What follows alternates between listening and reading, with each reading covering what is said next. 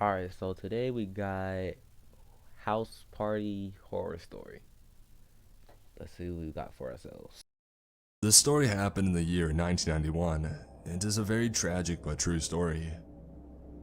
My wife Alex and I were invited to my best friends, Tim and Jessica's private mountain house for the night, and to have a sort of small house party. And they had recently gotten engaged and invited us to celebrate with them.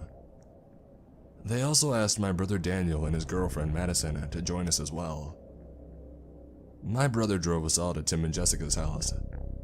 It was a wonderful private house in the woods and mountains. This took place during the summer, so the weather was really nice as well. We drove up the long driveway part and headed inside to greet our friends.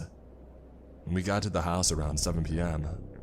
Jessica had been preparing a meal for all of us. We ate dinner, chatted, and reminisced about old times, and then played some fun couples games while we shared some wine and snacks.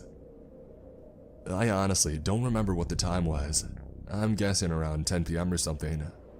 But we heard a knock on the front door. We all looked at each other with great confusion. I asked Tim if he was expecting anyone else, and he said no. Okay, in this situation, you got two options: fight or get out. I vote get out. Get out. Get out. Out. Jessica opened the door and I stood next to her. And it was a woman.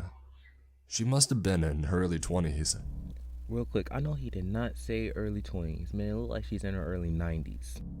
She looked pale and had dark bags under her eyes. She said that she and her husband had broken down and they needed help.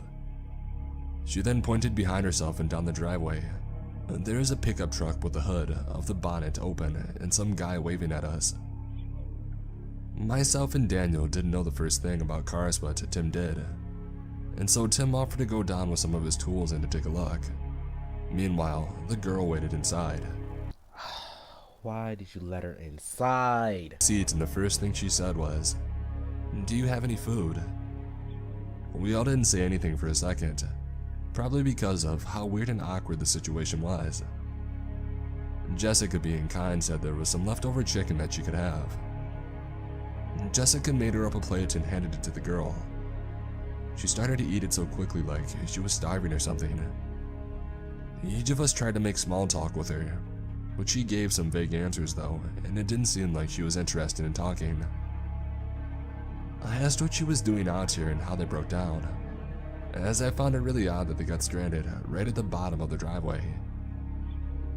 She then said that me and my brother were on our way to go camping. I said, "Brother, I thought you said you're with your husband."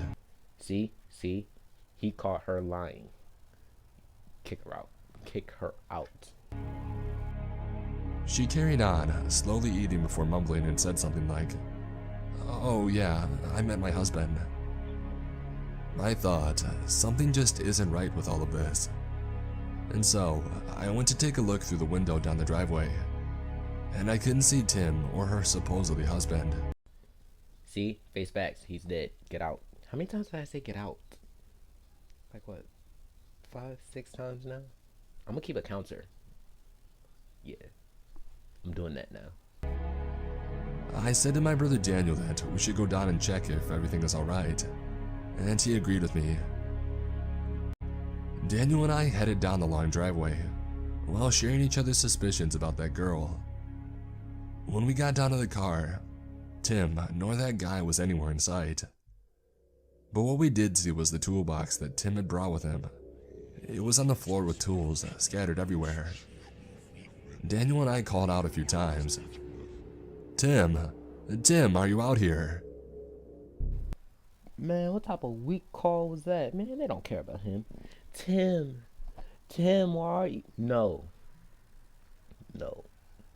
Both of us scanned the nearby woods and we couldn't see a thing. It had gradually been getting darker, and we couldn't see anything without flashlights, so going further into the woods was pointless. And so Daniel said that we should go back and call the police. About halfway up the driveway, we heard a scream coming from the house. It was one of the girls.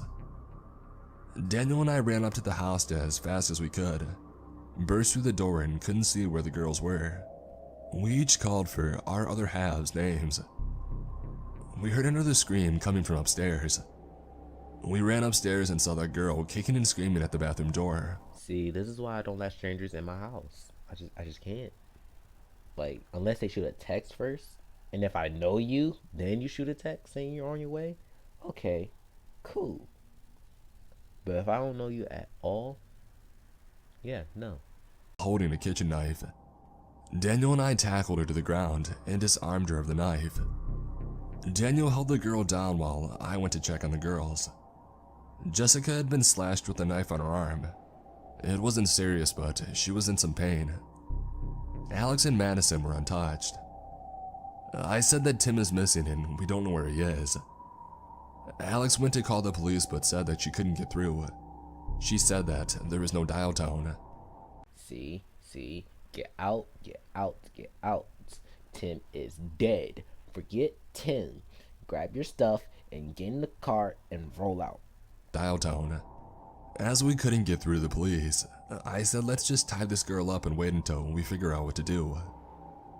I asked Jessica where the flashlights were. Daniel and I grabbed the flashlights and said we needed to look for Tim as we think he was in trouble. I said to the girls, keep trying to get through to the police. We'll be back in 20 minutes and then we would drive to the nearest police station or anywhere with a phone in Daniel's car. Daniel and I went outside and we searched nearby for Tim. We walked around in the woods calling Tim's name. After some time of searching, we came across a telephone pole that had been chopped down. Someone must have done this on purpose, and that was the reason why we couldn't get through to the police. The line had been disconnected. We need to get back to the girls right now, I said to Daniel. We started running back towards the house, and then we heard something on the other side of the woods. It was what sounded like 2 gunshots. Daniel and I carried on running. Eventually, we got back to the bottom of the driveway. See, look, he sipped the tea and kept it moving. And were shocked to see that the pickup truck, along with the tools, were now gone. We didn't have time to ask questions as he wanted to get back to the house and to check the girls. When we returned to the house, it was empty and the girls were gone. And somehow, so was the girl who was tied up. So first it was Tim, now the girls. See, that's 3 people probably dead now? We searched the entire house, the backyard, and again the nearby woods, and found no one or nothing at all. Me and Daniel got in our car and drove as fast as we could to the nearest police station, and we told the police everything that had happened. We waited at the police station for them to return. They came up with nothing, just like us. I'm gonna skip all the searching and mourning because this story is depressing enough.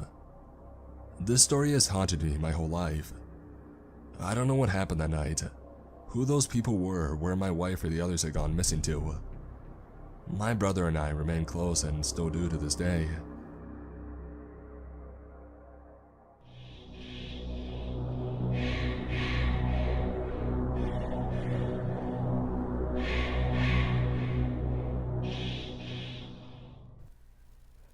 Oh, okay, so in conclusion, they're dead. They're dead. Those 2 gunshots y'all heard, that was probably them. Rest in peace. Kick. Hey.